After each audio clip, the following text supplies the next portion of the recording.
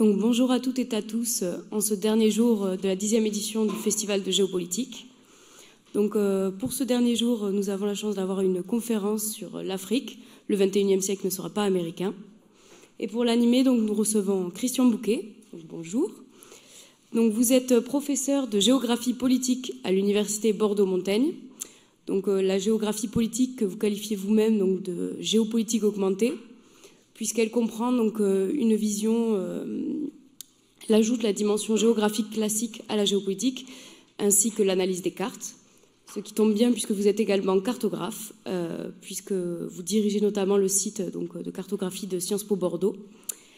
Et vous êtes également géographe de terrain, puisque vous avez vécu plus de 30 ans donc, en Afrique et que vous y retournez souvent. D'ailleurs, si vous avez une question en relisant vos notes la semaine prochaine ou que vous avez envie de communiquer donc, avec Christian Bouquet, il vous faudra aller jusqu'en Afrique puisque donc, M. Bouquet nous quitte juste après cette conférence pour la Côte d'Ivoire. Mais donc, puisqu'il est là et tant qu'il est là, donc, je ne vais pas lui prendre plus de temps et je le laisse commencer. Merci.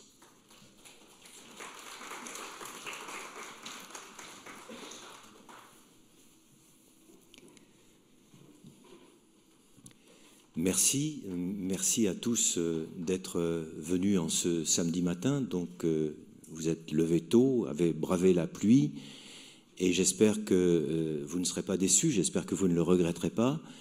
Et pourtant, je suis saisi par un doute en regardant le titre quand il s'affiche sur le grand écran, parce que je trouve que ce titre est très affirmatif, presque péremptoire.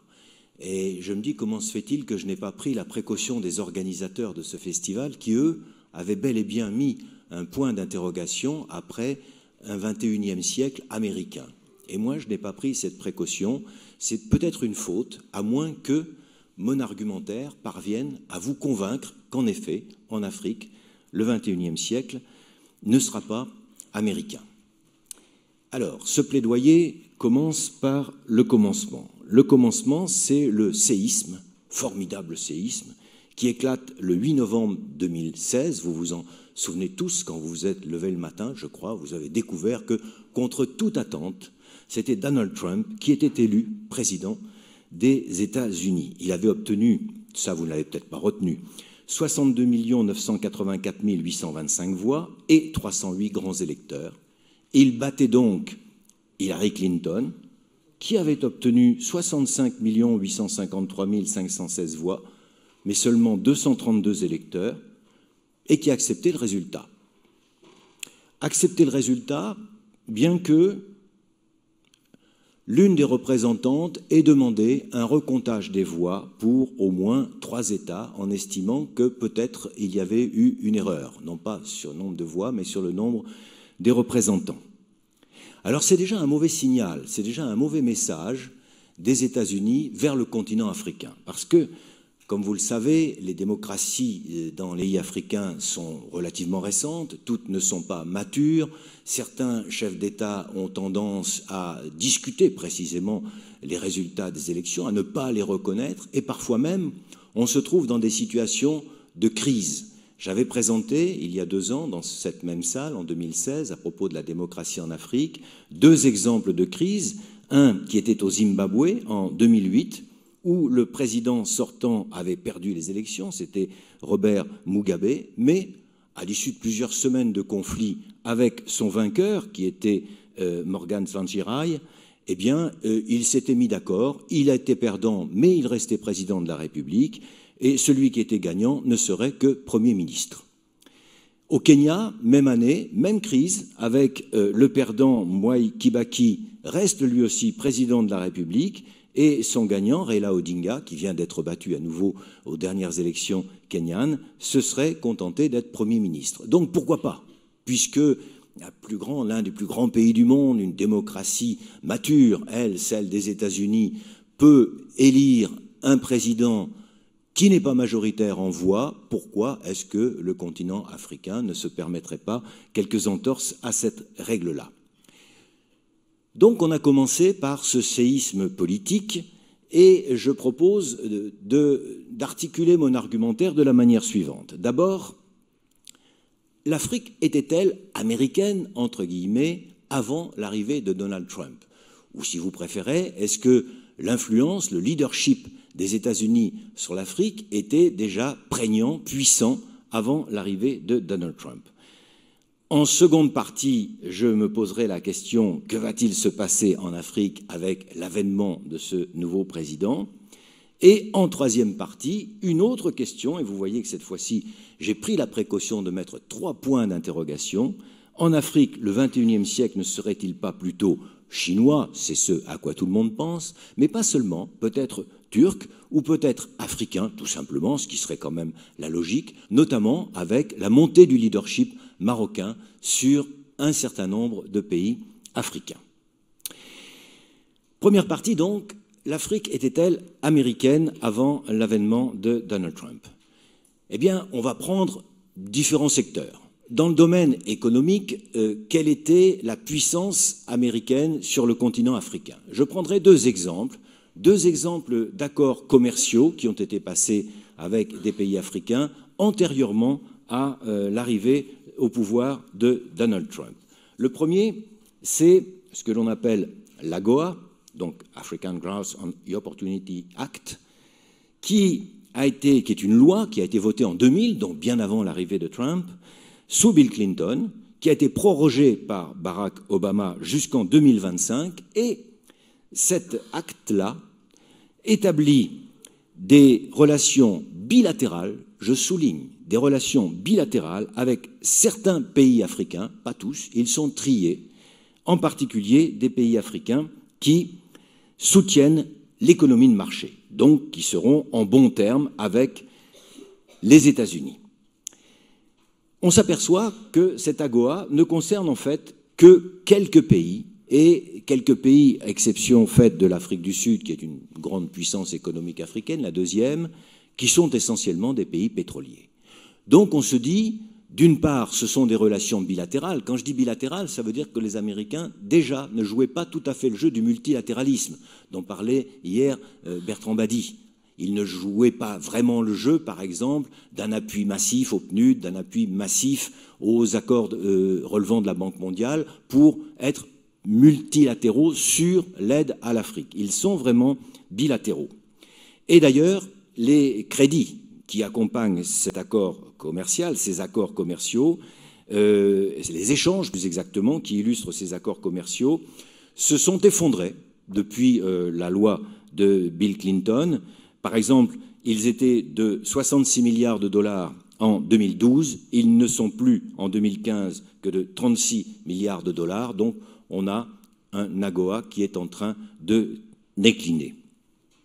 Deuxième élément important en matière de relations commerciales entre les États-Unis et le continent africain, le fameux MCC. C'est le Millennium Challenge Corporation qui accompagne le Millennium Challenge Account, qui avait été mis en place pratiquement en parallèle aux fameux objectifs du millénaire pour le développement. Vous vous en souvenez, c'était au début du XXIe siècle. Une initiative, là encore, multilatérale, que les États-Unis avaient jugé bon de doubler. Et là, c'était George Bush, père, qui, en 2004, avait créé ce MCC, ce Millennium Challenge Corporation, qui était une politique de dons. Alors là, c'est de l'aide au développement, hein, l'aide publique au développement, même pourrait-on dire, sous forme de dons, mais pas à n'importe qui. Alors vous voyez d'ailleurs que ça ne s'adresse pas qu'au continent africain, sur cette carte-là. Ça ne s'adresse qu'à des pays qui répondent à une vingtaine de critères, une vingtaine de paramètres, dont les 3 principaux sont 1. La bonne gouvernance dans la gestion des affaires publiques. Traduisez bonne gouvernance par absence de corruption. Hein. Bonne gouvernance dans la gestion des affaires publiques.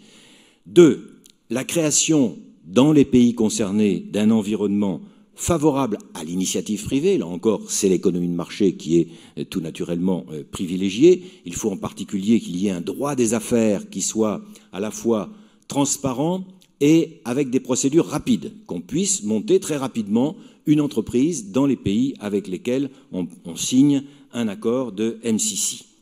Et enfin, 3e critère, qui est rarement suivi, mais qui figure quand même dans la loi de 2004, il faut que les États concernés s'engagent à faire des investissements conséquents dans les secteurs sociaux.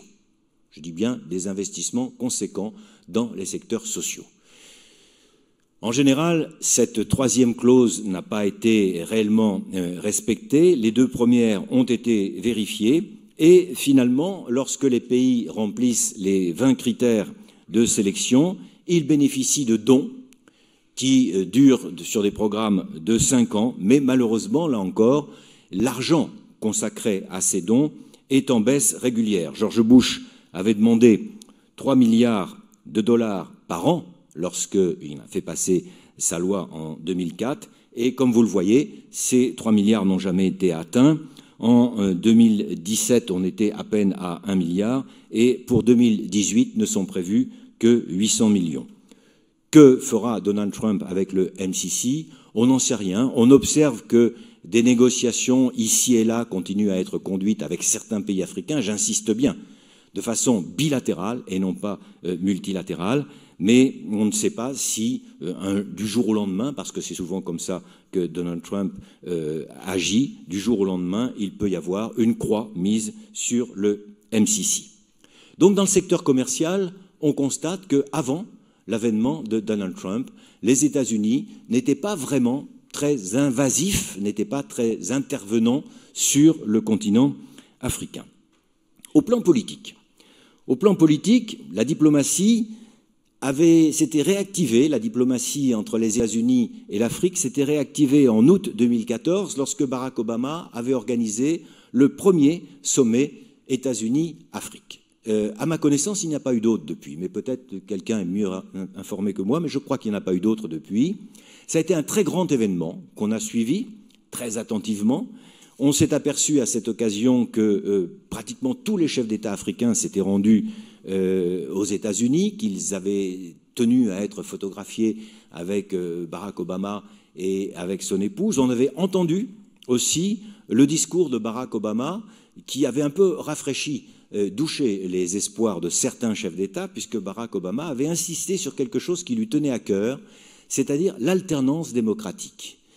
Barack Obama avait répété à de nombreuses reprises que ce qu'il attendait, lui, du continent africain, c'est un processus démocratique qui s'accompagne de l'alternance, en particulier lorsque les chefs d'État avaient fait 2 mandats, qu'ils se retirent et qu'ils laissent la place à quelqu'un d'autre. Alors, ce langage-là n'était pas toujours très bien perçu par certains autocrates africains, mais ce n'était pas le seul objectif du sommet africain États-Unis-Afrique d'août 2014. Il y avait aussi quelques accords commerciaux. À cette occasion, des contrats avaient été signés pour plus de 14 milliards de dollars avec les multinationales américaines. Et là, je commence progressivement à introduire une autre image des États-Unis. Il y a celle du pouvoir politique, de l'exécutif, donc de Donald Trump maintenant, et puis il y a l'image parallèle, mais très efficace aussi, très lourde en chiffre d'affaires, quand on le compare notamment au PIB de certains pays africains, des multinationales américaines. Troisième secteur dans lequel on analyse l'avant-Trump, c'est le secteur militaire. Le secteur militaire avait été marqué avant Donald Trump, c'est-à-dire en 2002, par l'installation d'une grosse base militaire américaine à Djibouti. Alors Djibouti, ça nous parle, parce que jusqu'à une date récente, on pensait être les seuls, nous les Français, à avoir une grosse base militaire dans ce petit confetti, cet ex-confetti de l'Empire qui est stratégiquement très bien placé, à l'entrée lointaine du canal de Suez. Et je vous ai proposé cette photo parce que les Américains se sont installés dans le camp Lemonnier à Djibouti, qui est l'ancien camp de la Légion étrangère française. Donc c'est tout un symbole.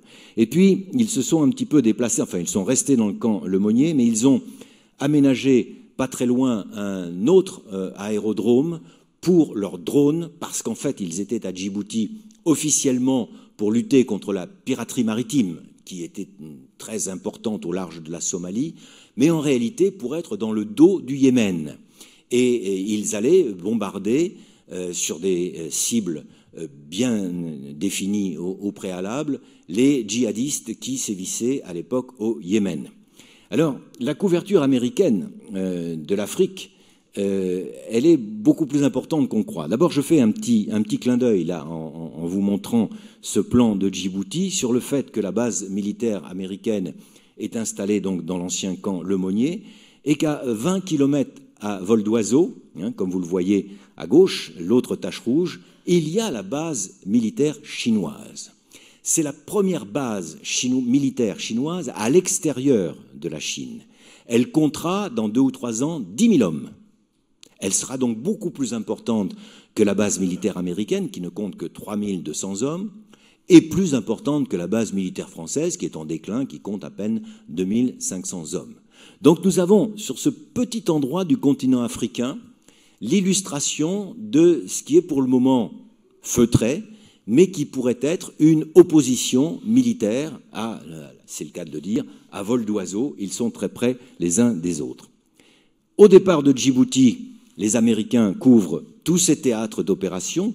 Alors, c'est intéressant de regarder cette carte parce qu'on n'est pas habitué à voir les théâtres d'opération américains en Afrique. Ils sont extrêmement discrets. Discrets comme, par exemple, la présence des forces spéciales. Vous avez eu hier, je crois, ou avant-hier, une conférence sur les forces spéciales américaines qui rappelait que les forces spéciales américaines, par rapport aux forces spéciales d'autres pays, c'est une armée à part entière, 70 000 hommes, et que, par définition, on ne sait pas trop où ils sont et on ne sait pas trop ce qu'ils font. Ce qu'on sait, c'est qu'ils sont titulaires du permis de tuer. Mais aux États-Unis, ce permis est assez répandu, me semble-t-il. Là, dans le cas des forces spéciales, c'est exact, c'est vrai, et on s'aperçoit, quand on fouille un petit peu les archives, que les forces spéciales américaines sont bel et bien présentes en Afrique, notamment en Centrafrique, notamment à Bangassou. Bangassou est ici. Depuis 2011, les forces spéciales américaines étaient ici, à Bangassou. Elles essayaient d'éradiquer la LRA, c'est-à-dire l'armée de résistance du Seigneur, qui est une armée de miliciens un peu fanatisés qui vient d'Afrique de l'Est et qui sème la terreur et la désolation sur toute la partie sud-est de la République centrafricaine, qui n'a pas besoin de ça, qui a déjà sa propre guerre civile à l'intérieur. Et on a découvert l'existence des forces spéciales américaines, présentes, je le répète, depuis 2011, que le 20 avril 2017, c'est-à-dire il y a à peu près un an, quand ils se sont retirés. On a découvert à cette occasion qu'ils étaient là depuis longtemps, et qu'ils avaient perdu la guerre contre l'armée de résistance du Seigneur, puisqu'ils n'étaient pas parvenus à éradiquer ce groupe de miliciens. Ça, c'était en Centrafrique, donc à Bangassou. Mais, autre signe de la présence militaire américaine et des forces spéciales en Afrique, c'est au Niger. Au Niger, on a découvert, il n'y a pas très longtemps, en octobre 2017, à l'occasion d'une embuscade, que 4 sergents américains des forces spéciales ont été tués dans le petit village de Tongo-Tongo. Surprise pour même des observateurs considérés comme avertis comme nous, les chercheurs, qui suivons de près tout ce qui se passe dans le terrorisme et l'antiterrorisme. Mais on découvre à cette occasion, et les Américains en même temps que nous d'ailleurs, qu'ils sont 800. Il y a 800 soldats américains des forces spéciales sur le territoire nigérien et qui étaient intervenus non pas en formation, mais en coopération avec les troupes nigériennes dans ce petit village de Tongo-Tongo. Et ils avaient été victimes d'une embuscade liée en particulier au fait qu'ils avaient été en fait trahis par la population villageoise, ce qui était une double défaite pour eux, parce que théoriquement les forces spéciales travaillent sur des renseignements extrêmement fiables, et là, manifestement, ils avaient été doublés sur leur propre terrain. Donc, sur le plan militaire, les États-Unis étaient présents avant Trump. La conférence d'hier ou d'avant-hier nous a laissé supposer que le nouveau président américain n'allait pas faire bouger les lignes dans ce domaine-là, qu'il allait conserver et peut-être même amplifier l'action des forces spéciales américaines dans le monde, mais pour autant, ne nous attendons pas à ce que les États-Unis deviennent ou redeviennent, n'ont peut-être jamais été, les gendarmes de l'Afrique. En général, quand on parle de gendarmes de l'Afrique, on pense plutôt à la France, alors à juste titre ou pas, mais il est vrai que pour le moment, les forces spéciales et les troupes d'ailleurs qui interviennent le plus sur les théâtres de guerre et de crise en Afrique sont les troupes françaises. Globalement, donc, pour finir cette première partie, les États-Unis ne semblent pas très intéressés par le continent africain et on pourrait conclure cette première partie en disant que le reproche en a été fait au premier président noir hein, à Barack Obama, à qui on a souvent dit qu'il ne s'intéressait pas trop finalement à la cause africaine, à la cause des Noirs même en général. Il a été plutôt timide là-dessus. Et d'ailleurs, on a remarqué qu'il n'a pas infléchi la position de son pays à propos du statut de Rome, le statut de Rome qui crée la Cour pénale internationale. Donc les États-Unis sont soigneusement extérieurs, hein, se sont toujours tenus à l'extérieur. Et donc, en ne ratifiant pas le statut de Rome, les États-Unis restent à l'extérieur de la CPI, à l'extérieur du tribunal pénal international, laissant donc supposer que les autocrates ou les criminels de guerre peuvent bénéficier d'une certaine impunité sur le continent africain. Alors, ma seconde partie, excusez-moi d'être très scolaire, mais c'est pas plus mal, que va-t-il se passer en Afrique avec Donald Trump ? Alors ça, c'est encore plus prétentieux comme question. Hein. Quand je relis ma conférence, je me dis vraiment, j'espère que le public ne sera pas trop déçu. Comment peut-on prétendre vous dire ce samedi matin à 9h30 ce qui va se passer en Afrique avec Donald Trump? Eh bien, on va essayer de répondre à cette question. C'est d'autant plus difficile que l'idéologie ou les programmes de Donald Trump sont à géométrie variable. C'est-à-dire que ce qui était vrai un jour ne l'est plus souvent le lendemain matin.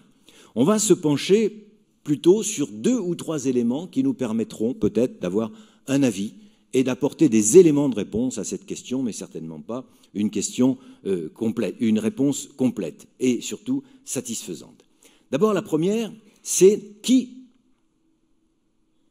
peut-on qualifier d'américain? Est-ce que c'est le peuple américain ou le président? Pourquoi est-ce que je dis ça? Parce que là, on a une photo qui a été prise au Mali. C'est un projet du MCC dont je parlais tout à l'heure. Et vous voyez bien que la propagande, c'est projet de désenclavement financé par le peuple américain. Le peuple américain, ça signifie qu'il peut être désolidarisé du président. Peut-être ou peut-être pas. Hein. C'est pas effectivement très encourageant de se solidariser avec un tel président, mais on a vu que des villes ou des États se sont désolidarisés justement de ce président. Ça a été expliqué dans une conférence hier à propos des villes, hein, du rôle des villes américaines. Et dans ce cas-là, eh bien, on sera peut-être plus fondé à réfléchir de façon profonde sur les choix.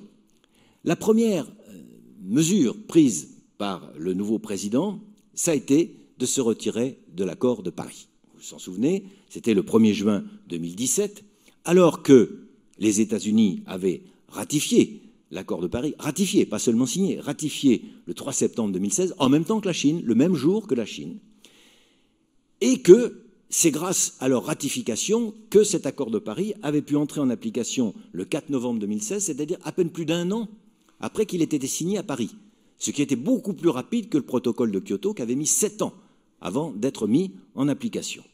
Mais en se retirant de l'accord de Paris, Donald Trump ne fait en fait que surfer sur le mainstream américain. Quand on se souvient de George Bush père, les États-Unis avaient signé le protocole de Kyoto, mais lui l'a toujours refusé de le ratifier, au motif, on s'en souvient, c'est une citation qu'on sort toujours, que le mode de vie des Américains n'est pas négociable.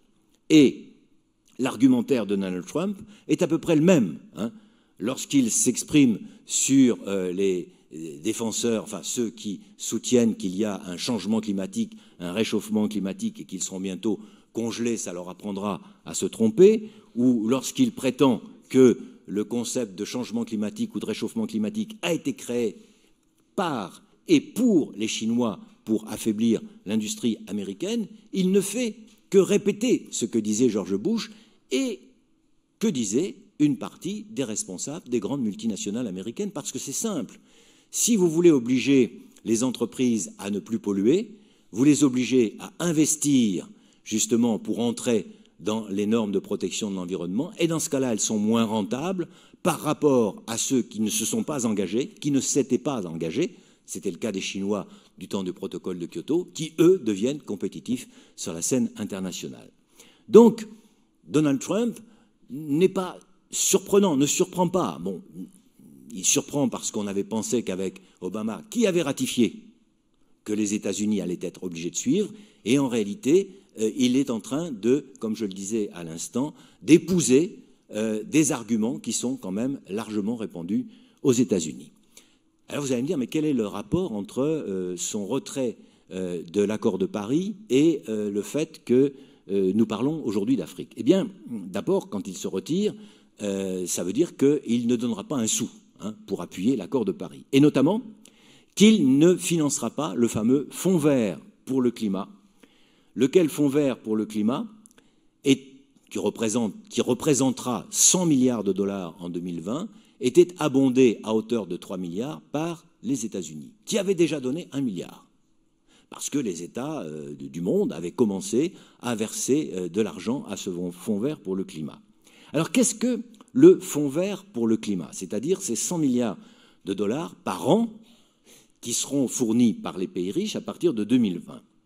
Eh bien, ça représentera une aide aux pays les plus démunis, une aide à réduire les émissions leurs émissions de gaz à effet de serre, qui ne sont pas très élevées, une aide aussi, et surtout, pour réussir leur transition énergétique. Parce que lorsque vous circulez sur le continent africain, vous constatez ceci, dire qu'à la périphérie de toutes les villes et un petit peu partout, il y a de la vente de charbon de bois, ce qui signifie que la principale source d'énergie pour la vie courante, il y a quand même plus d'1 milliard d'habitants sur le continent africain, c'est le charbon de bois, donc la déforestation, et qu'il va falloir remplacer ça par autre chose. C'est ça la transition énergétique.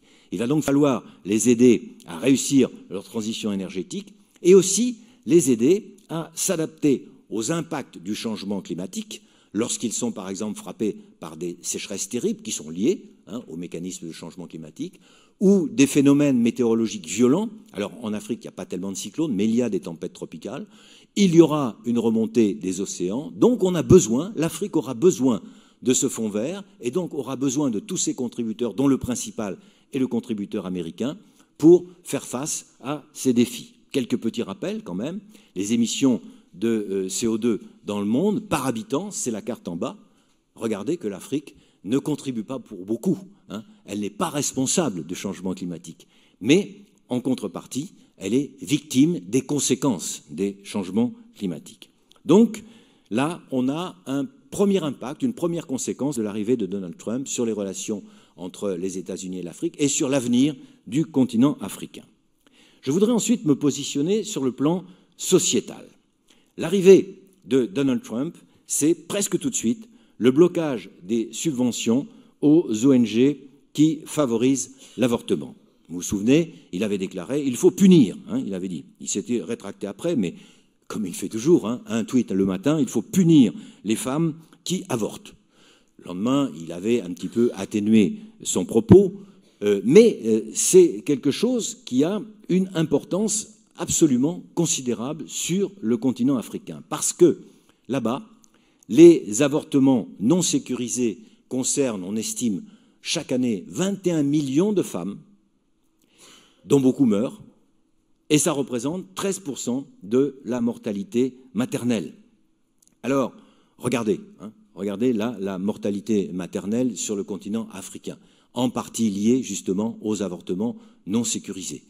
Donc on a là, dès lors que Donald Trump retire ses subventions aux ONG américaines, mais aussi internationales d'origine américaine, qui intervenaient sur le continent africain sur cette thématique-là, nous allons avoir, évidemment, une aggravation de la situation. Or, il se trouve que le principal défi, j'insiste bien là-dessus, du continent africain au XXIe siècle sera un défi démographique. Vous avez tous en mémoire la célèbre déclaration d'Emmanuel Macron disant que tant qu'on aura plus de 7 enfants par femme en Afrique, on n'arrivera à rien. Effectivement, il y a plusieurs pays où la fécondité est de cet ordre-là, plus de 7 enfants par femme, 7,6 au Niger. Vous voyez qu'au contraire, les pays d'Afrique du Nord, eux, sont beaucoup plus bas. Eux ont réussi ce qu'on appelle la transition démographique. Mais les pays d'Afrique subsaharienne ne l'ont pas réussi. Qu'est-ce que la transition démographique? Bien, c'est ça. La transition démographique, c'est l'étape 2 et 3 de l'évolution démographique d'un pays. Au départ, vous avez mortalité très élevée, natalité très élevée. Puis avec les progrès de la santé, vous avez la mortalité qui baisse très très vite, la natalité qui continue à rester forte. Et puis, sous l'effet de différentes mesures, qui peuvent être des mesures de politique de la famille ou de politique démographique, en particulier des campagnes pour la limitation des naissances, ou encore des décisions plus drastiques, comme on a connu en Chine ou en Inde, ou encore une montée de la classe moyenne qui progressivement décide d'avoir de moins en moins d'enfants, on arrive à l'étape 3, où la natalité se met à diminuer pour se stabiliser sur l'étape 4.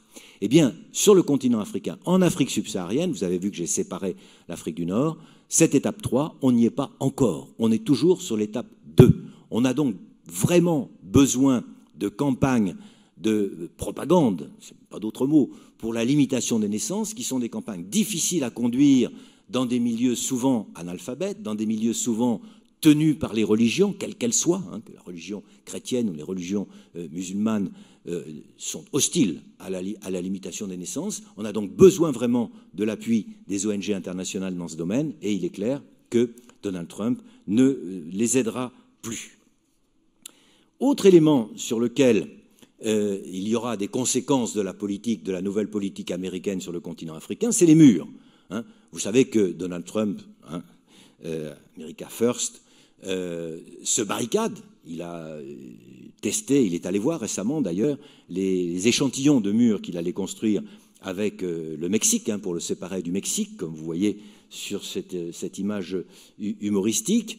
Il a en effet envie de se protéger contre les étrangers, contre les immigrants, donc, et pas seulement les immigrants, quels qu'ils soient, pas seulement ceux qui viennent du Mexique, mais plus précisément les musulmans. Alors, c'est une rhétorique connue, chez nous aussi d'ailleurs, qui l'a conduit à décider, dans ce qu'on a appelé le Muslim Ban, d'interdire de visa les ressortissants de 7 pays, puis 10 pays, puis 9 pays, puis 6 pays. Vous savez, ça change chaque matin, hein, à la faveur de chaque tweet, considérés par lui, Donald Trump, comme peu fiables en raison du terrorisme qui règne chez eux. Alors vous voyez qu'il y a 4 pays africains qui sont concernés, la Somalie, la Libye, le Soudan et le Tchad. Donc ça, ce sont 4 pays qui n'ont rien pour être amis avec Donald Trump. On a aussi peut-être une autre référence. Alors, se souvenir, hein, je disais tout à l'heure, est-ce que c'est le peuple ou est-ce que c'est le président? Ce Muslim Ban a été combattu par une partie de l'opinion publique, mais soutenu par une autre partie de l'opinion publique qui n'a plus peur, avec Trump au pouvoir, de s'afficher dans la rue. Donc ça, c'est un élément qu'il faudra prendre en compte sur les relations entre les États-Unis et l'Afrique. Prendre en compte aussi le fait que Steve Bannon, alors il n'est plus conseiller du président, mais il l'a longtemps été, avait comme livre de chevet ce bouquin-là, que certains d'entre vous ont peut-être lu quand il est sorti en 1973, qui était assez effrayant, Le Camp des Saints, qui racontait l'histoire des pauvres qui tout d'un coup décident qu'ils sont tellement pauvres qu'ils vont traverser la Méditerranée et envahir l'Europe parce qu'en Europe c'est mieux. Eh bien, le livre de chevet de Raspail, de Jean Raspail, hein, qui passe maintenant pour un chantre de l'extrême droite, hein, eh bien, et le livre de chevet de Steve Bannon dans sa version américaine. Il a été traduit en 1974. Sur le plan sociétal, donc, on en a parlé. Sur le plan sécuritaire, alors sur le plan sécuritaire, c'est plus difficile à évaluer, puisque, je vous le disais tout à l'heure, les forces spéciales interviennent dans des endroits que l'on ne connaît pas. Et sur le plan économique, puisqu'on a reparlé de tout ça. Bien, on a dit, l'AGOA, c'est toujours le bilatéralisme. On n'est pas du tout sûr que ces échanges bilatéraux soient toujours gagnant-gagnant. D'ailleurs, je ne comprends pas le sens de cette phrase, hein, gagnant-gagnant. C'est une expression à la mode, mais pour moi, elle n'a pas vraiment de sens. Donc on n'est pas sûr que ces échanges bilatéraux soient vraiment gagnant-gagnant pour les pays africains. Et plutôt que de regarder du côté des décisions prises par Donald Trump, regardons plutôt du côté des multinationales, parce que c'est ça qui est le fer de lance des États-Unis. Rappelons que les 2 principales multinationales américaines, qui sont les principales, les plus fortes du monde, ont des chiffres d'affaires supérieurs au PIB de n'importe quel pays africain. Walmart a un chiffre d'affaires qui est supérieur au PIB de la première puissance économique africaine, qui est le Nigeria. Donc il faut relativiser les choses et donc regarder plutôt du côté des multinationales. Là, nous avons à gauche les implantations d'ExxonMobil, la deuxième plus grande multinationale mondiale, qui explore, comme chacun sait, le pétrole, et dont la production sur le continent africain est en baisse. Alors on comprend, parce que depuis quelques jours, on sait que les États-Unis vont peut-être reprendre la première place des producteurs de pétrole, grâce à l'exploitation d'hydrocarbures, de gaz de schiste, et que dans ce cas-là, en effet, ils n'ont plus vraiment besoin d'aller exploiter, voire piller, diront certains, notamment au Nigeria, parce que là, vraiment, non seulement ils pillent, mais ils polluent le continent africain. Peut-être ils vont peut-être pas se retirer totalement, mais se faire plus discrets. Par contre, celle-ci, là, elle ne se fera pas plus discrète. La multinationale Coca-Cola sera toujours très présente sur le continent africain, mais ça n'a rien à voir, je crois, ça n'a rien à voir avec Donald Trump. Alors j'en arrive à ma troisième partie. Le XXIe siècle ne sera-t-il pas plutôt chinois ou turc ou africain, ou plus simplement africain? Parce que, on l'a dit tout au long de ce festival, toutes les conférences auxquelles on assistait, c'était les États-Unis sont en train de prendre une position qui va laisser de la place à d'autres sur le plan économique, et celui que l'on voit comme ça, même sans trop cligner les yeux, c'est bien la Chine. Alors la présence chinoise en Afrique, elle alimente les fantasmes, mais elle s'appuie aussi sur une réalité. Là, on a une carte sommaire qui représente ce que les Chinois appelleraient l'aide publique au développement, qui est une drôle de manière d'ailleurs de concevoir l'aide publique au développement. Donc les Chinois sont pratiquement partout, notamment là où il y a des matières premières dont il manque, ou bien là où il y a des terres arables dont il manque, et là où il y a un petit marché de consommation, je dis bien un petit marché de consommation, ce n'est pas la peine qu'il soit grand, où ils pourront diffuser toute leur production, souvent de pacotille. Je m'intéresse plutôt à cette fameuse route de la soie dont on parle de plus en plus et qui est quelque chose d'absolument génial. Dire que c'est le stade suprême du capitalisme, on pourrait dire. Et ce sont les Chinois qui l'ont fait. Ils ont compris que le capitalisme reposait sur des échanges commerciaux libres et qu'il fallait pour ça maîtriser les axes commerciaux. Et qu'est-ce qu'ils ont fait? Eh bien, ils tracent le One Belt, One Road, c'est-à-dire leur ceinture, leurs routes qui sont à la fois terrestres, la plupart du temps ferroviaires, mais le plus souvent maritimes. Alors, on a plutôt tendance à regarder la route de la soie sur la partie asiatique, moyen-orientale, Europe orientale. Si on regarde en Afrique, c'est encore très timide, mais ils ont bien l'intention de se rendre sur des ports. Ils ont des participations dans la plupart des ports qui sont ici, ici vous voyez. Mais pour le moment, la route telle qu'elle peut être dessinée sur une carte, elle n'est qu'ici. On aurait pu faire une petite dérivation par Djibouti, la carte ne l'a pas faite, c'est dommage. Et finalement, on s'aperçoit bien qu'ils sont en train de creuser leur sillon, c'est le cas de le dire.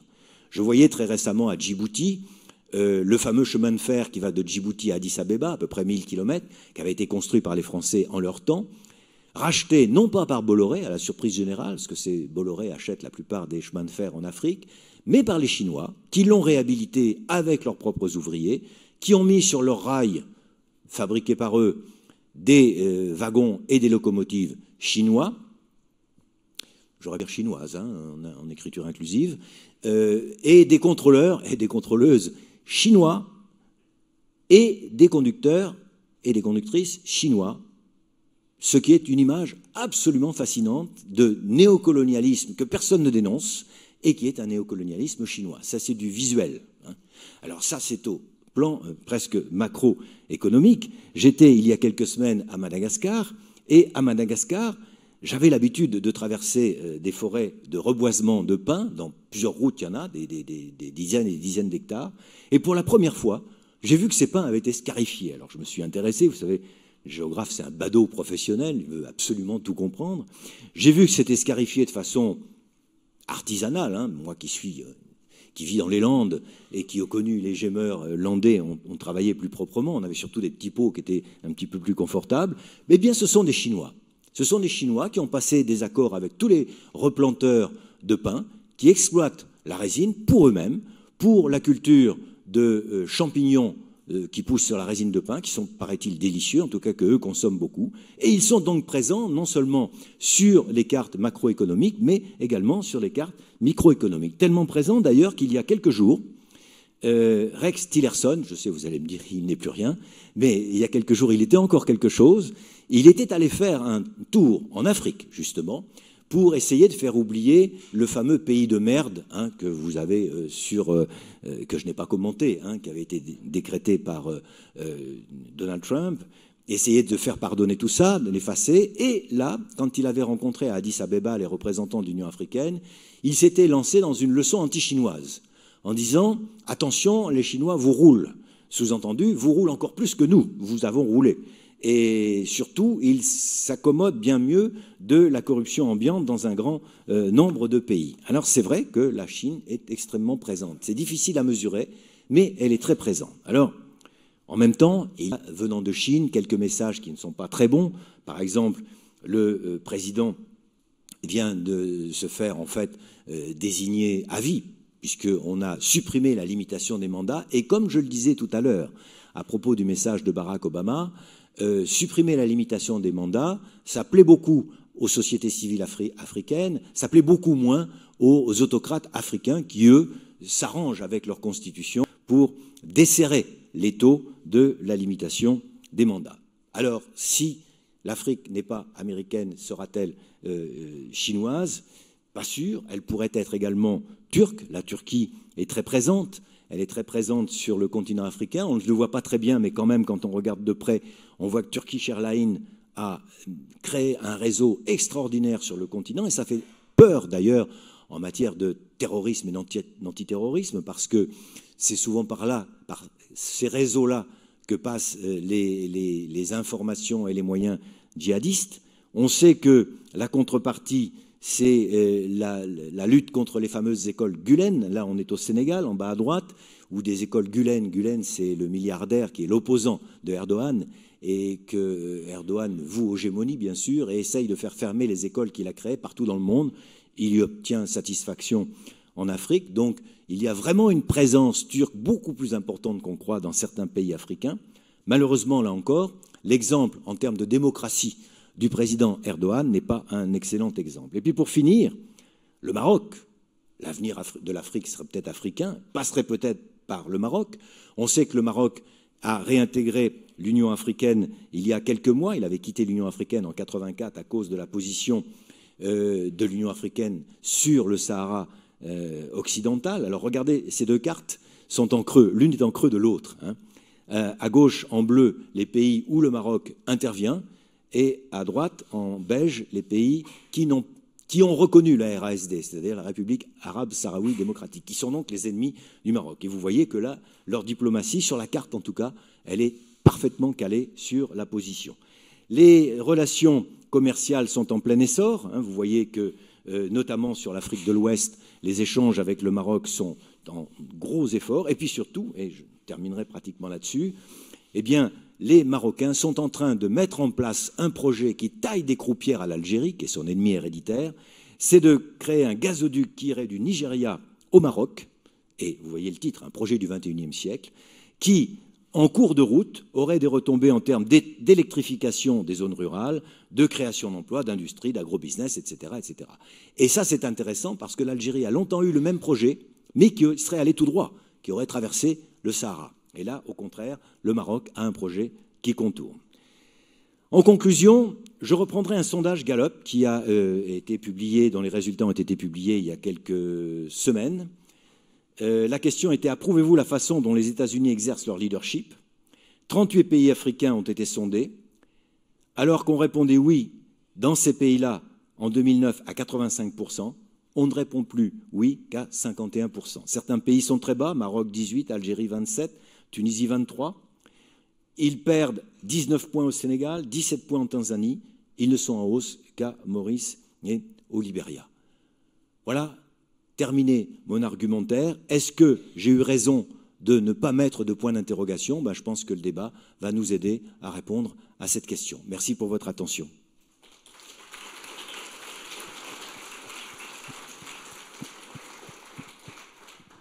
Donc maintenant, on va passer aux questions. Donc levez la main et les staffeurs vous apporteront le micro si vous avez une question. Merci.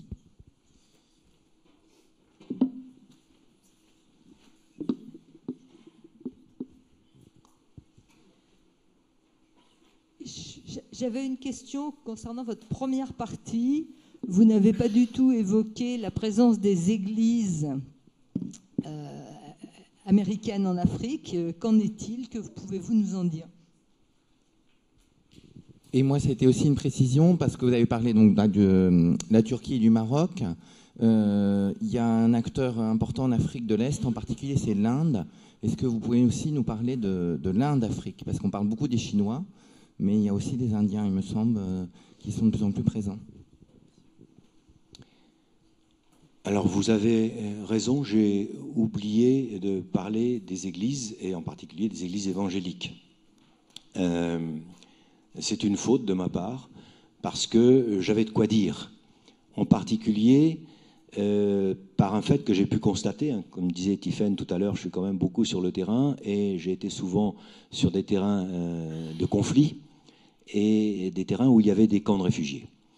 Et depuis, on peut dire presque 20 ans, depuis presque 20 ans, les camps de réfugiés qui sont organisés par le HCR manquent d'argent et donc délèguent un certain nombre de services qui sont les services de santé et d'éducation aux ONG qui sont prêtes à le faire gratuitement. Et il s'avère, ça a été particulièrement visible en Côte d'Ivoire avec les deux guerres du Libéria, que ce sont les églises évangéliques qui récupèrent ces contrats-là et qui s'installent donc à la fois dans les dispensaires et dans les écoles pour apprendre à lire et à écrire, alors entre parenthèses en anglais naturellement, et puis également apprendre à penser. Alors c'est vrai qu'on aurait pu consacrer un petit paragraphe à la puissance. Alors est-ce que c'est du soft power et est-ce que c'est lié à Donald Trump? Non, mais c'est vrai que ça aurait mérité d'être abordé. Quant à l'Inde, c'est un autre oubli. Vous voyez, finalement, c'est pas fameux ce que j'ai fait, à part mon point d'interrogation que j'ai oublié. Mais celui-là, je dirais qu'il est peut-être un petit peu plus réfléchi. J'ai pas tellement d'éléments, en fait. Comme je travaille quand même essentiellement sur l'Afrique de l'Ouest et l'Afrique centrale, j'ai pas d'indices. J'en ai un petit peu davantage à Madagascar, où j'étais au mois de novembre, mais c'est bien moins palpable que les trois influences que j'ai citées, c'est-à-dire celle du Maroc, celle de la Turquie, surtout celle de la Turquie, et puis naturellement celle de la Chine.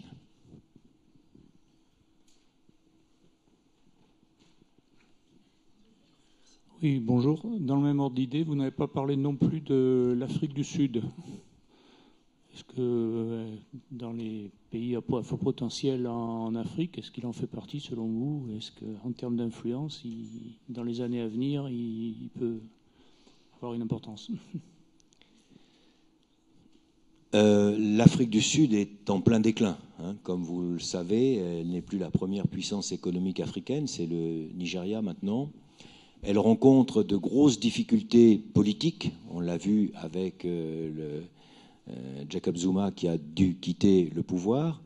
Elle rencontre de grosses difficultés sociales et en ce moment est confrontée à un problème, j'allais dire qu'elle ne méritait pas, qui est un problème d'approvisionnement en eau, parce que Nelson Mandela avait mis en place, dès qu'il est arrivé au pouvoir, un système de distribution d'eau qui permettait aux plus pauvres d'avoir accès à l'eau potable, et tout ce système a fini par décliner, et maintenant on en est réduit aux images que l'on voit à la télévision, c'est-à-dire les gens qui font la queue pour avoir de l'eau. Donc l'influence de l'Afrique du Sud, qui n'a d'ailleurs jamais été très forte sur le continent africain, il y a eu parfois quelques actions diplomatiques de médiation, on l'a vu notamment en Côte d'Ivoire, lorsqu'il a fallu trouver une solution à la crise.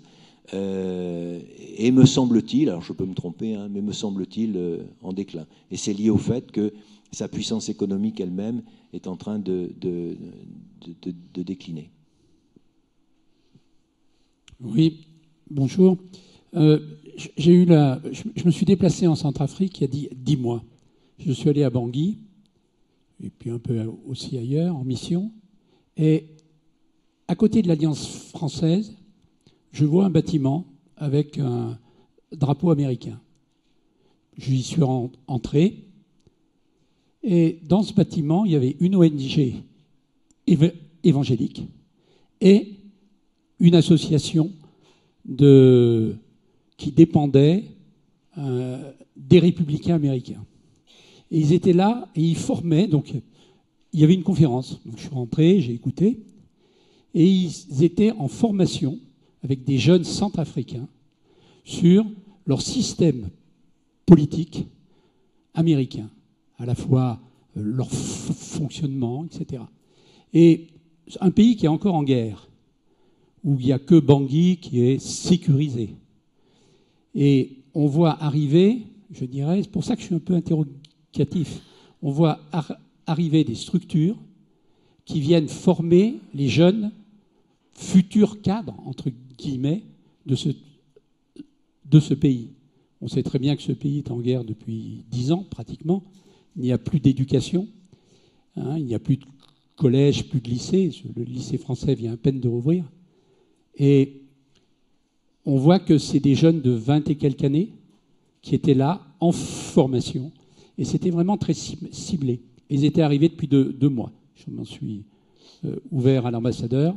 Il a fait une petite enquête et il dit oui, ils reviennent. Donc, je suis assez aussi interrogatif, votre point d'interrogation. Voilà, je me permets. Ben, merci pour cette information. Je vais la creuser parce que c'est la première fois que j'entends parler d'une présence sous cet aspect-là. Qu'il soit présent pour transmettre d'autres messages, notamment les églises évangéliques, notamment sur la limitation des naissances. Ça, ils sont encore sur le terrain. Mais aller former au plan politique des jeunes centrafricains, comme vous le dites, en pays en pleine guerre, c'est la première fois que j'en entends parler. Je vais creuser ce sujet. Merci pour cette information. Bonjour, je m'appelle... je suis là. Je m'appelle Victor Laurent, je suis étudiant à l'UM Lyon et il y avait une slide où vous parlez de la présence des Navy Seals en Afrique. Et j'ai remarqué que la présence de chaque Navy Seal, les forces spéciales, sont dans des pays d'Afrique où notamment les Américains ont des multinationales à propos du mining. Comme on peut voir en Centrafrique, ils ont du lithium. Au Niger, ils ont du lithium aussi. Est-ce que c'est normal? Et aussi, ma deuxième question, c'est que pensez-vous de la position des Américains qui ont récemment envoyé Nikki Haley en RDC pour essayer de raisonner l'ancien président du Congo. Attendez, ne quittez pas le micro. Votre première question, c'était sur les miliciens? Sur la systématique présence des forces spéciales américaines dans des pays qui ont des matières premières. Et notamment, ils ont des multinationaux comme Anglo-Americano. Oui, alors sur cette première question, c'est vrai que j'aurais pu faire le lien, mais j'observe que vous l'avez fait vous-même, donc je suppose que tout le monde l'a fait aussi. Les forces spéciales américaines sont plutôt dans les pays où il y a des matières premières à exploiter. Mais là encore, il faut être prudent. La Centrafrique, par exemple, est un pays où, à l'exception du diamant, qui est maintenant exploité de façon totalement informelle, il n'y a pas véritablement de matières premières qui intéressent les États-Unis. Donc la présence de forces spéciales contre l'armée de résistance du Seigneur avait probablement d'autres ressorts. Ensuite, intervention américaine pour aller raisonner le président Kabila, je pense que ça c'est de la diplomatie classique, et ça recouvre votre première question. Pourquoi est-ce qu'il s'intéresse davantage à l'avenir de la RD Congo qu'à l'avenir du Burkina Faso? Parce que la RD Congo, comme vous le savez, c'est ce qu'on appelle un scandale géologique. Toutes les matières premières sont présentes. Toutes sont contrôlées par des miliciens ou par des seigneurs de guerre. Donc il faut en effet remettre de l'ordre dans ce pays et il faut jouer plutôt la carte légale, c'est-à-dire d'un président de la République qui serait légitime, alors qu'il serait celui-là ou un autre. C'est vrai. Maintenant, on fait remarquer qu'en parallèle à cette action américaine en RD Congo, tout l'est de la RD Congo, qui échappe totalement à l'autorité de l'État et à l'autorité du président Kabila, est mis en coupe réglée par les Chinois. Il y a les corridors, regardez les cartes de géographie, j'en ai fait quelques-unes, hein. Les corridors chinois, ce sont des lignes jaunes qui vont des mines, des principaux produits dont ils ont besoin, en particulier le coltan, vers des aéroports de seconde zone, à partir desquels ces produits-là sont évacués vers la Chine sans même passer par la case Kinshasa et notamment par la case douane. Donc les deux stratégies sont voisines. Bonjour. Vous avez dit tout à l'heure que pour vous, l'expression gagnant-gagnant n'avait pas de sens. J'aimerais savoir pourquoi.